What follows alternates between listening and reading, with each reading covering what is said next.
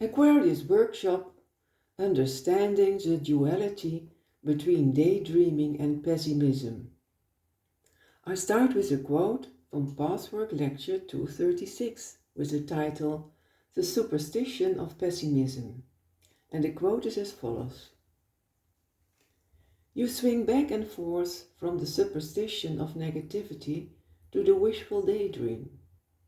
The more you indulge in the wishful daydream to escape from the negativity you create by the superstition, the less can you truly experience beauty, fulfillment, abundance, love, joy, peace, and excitement.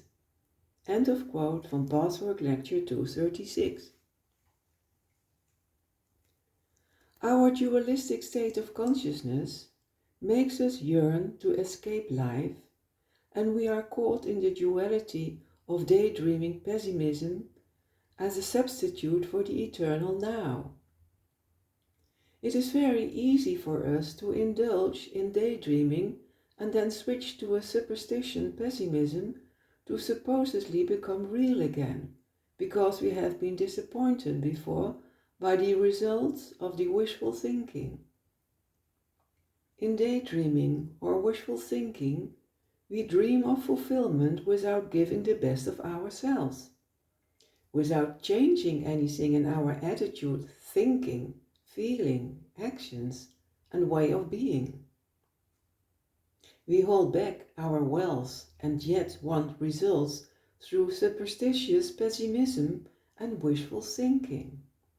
It's an addictive, passive dream in which we hope against our better judgment that something desirable will happen without removing the very barrier that holds back the very thing we want. The harmful effect of daydreaming and pessimism is that we run from problems, do not face them, and therefore do not look for solutions.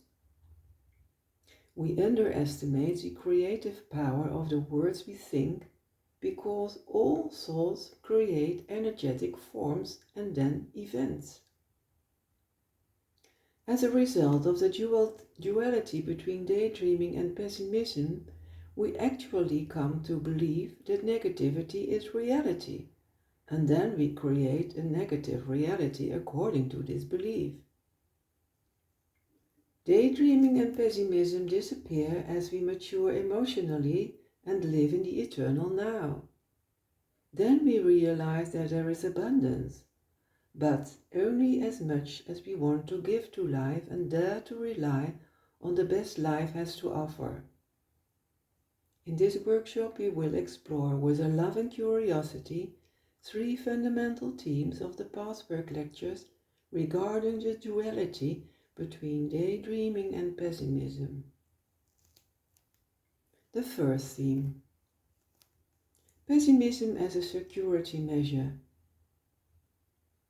We think it's safer to expect the worst so we don't get disappointed.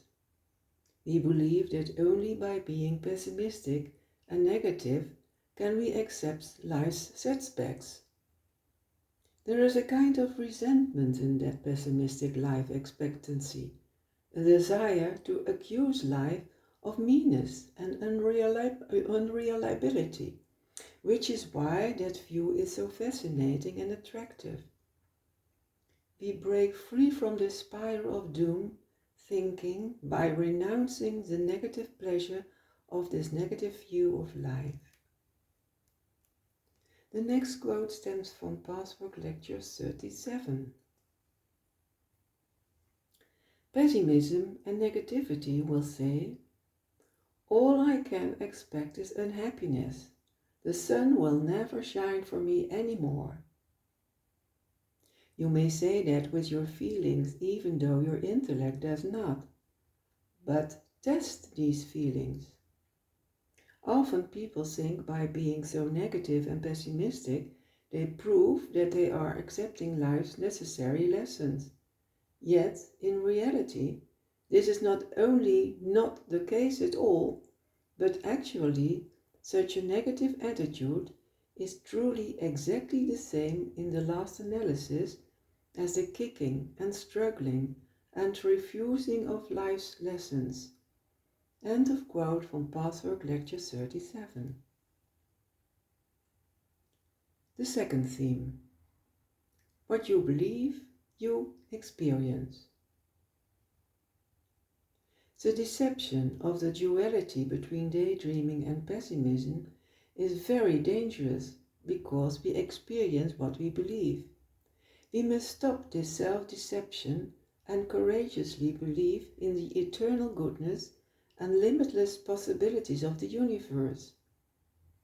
We need courage to believe in the best we have to offer, and we must be committed to life and to ourselves by giving the best of ourselves.